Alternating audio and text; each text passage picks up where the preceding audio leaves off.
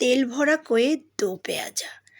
দারুণ স্বাদের এই কইয়ের দো পেঁয়াজাটা অনেক মজার হয়েছিল, খুবই সুস্বাদু। কিভাবে তৈরি করেছি এটা আমি?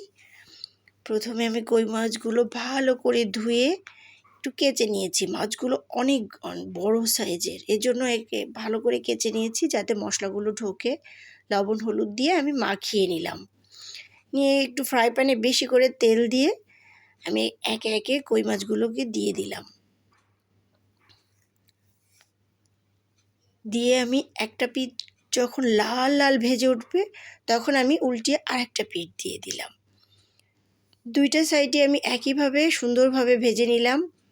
এবার আমি ফ্রাই প্যানে দিয়ে দিলাম পেঁয়াজ, ওই সেদ্ধ পেঁয়াজের পেঁয়াজটাকে আমি ভালোভাবে ভেজে নিয়ে আমি এর ভেতর দিয়ে দিলাম লবঙ্গ, এলাচ, দারচিনি আর তেজপাতা। পাশাপাশি দিয়ে দিলাম আমি টমেটো, কাঁচামরিচ দিয়ে আমি এগুলাকে ভালো করে এখন মেশাতে থাকবো। দিয়ে দিলাম একটু লবণ যাতে করে টমেটোটা তাড়াতাড়ি একটু গলে যায়। এগুলো একটু ভাজা ভাজা হলে দিয়ে দিচ্ছি আমি পেঁয়াজ বাটা আর রসুন বাটার সাথে জিরার গুঁড়া দিয়ে আমি এবার ভালো করে এগুলোকে মিক্সড করে নেব।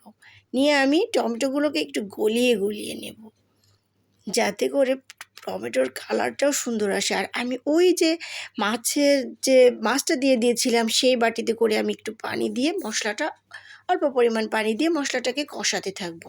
মশলাটা যখন ভালো করে কষা হয়ে যাবে দিয়ে দিব আমি এর থেকে একটু ঝোলের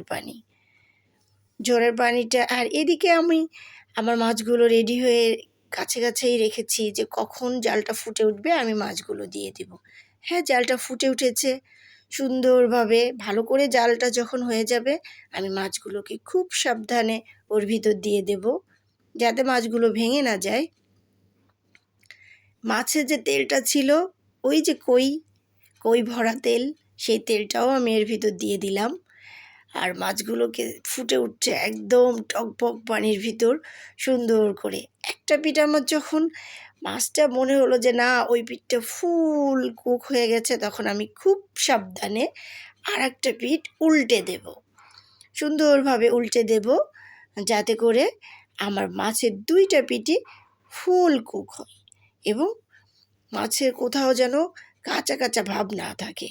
হ্যাঁ, আমার দুইটা পিঠই হয়ে গেছে এবং চমৎকার একটা কালার চলে এসছে, খুবই সুন্দর একটা কালার এবং মশলাগুলো ঝোলগুলো গায়ে লেগে গেছে এবং মাখা মাখা হয়ে গেছে।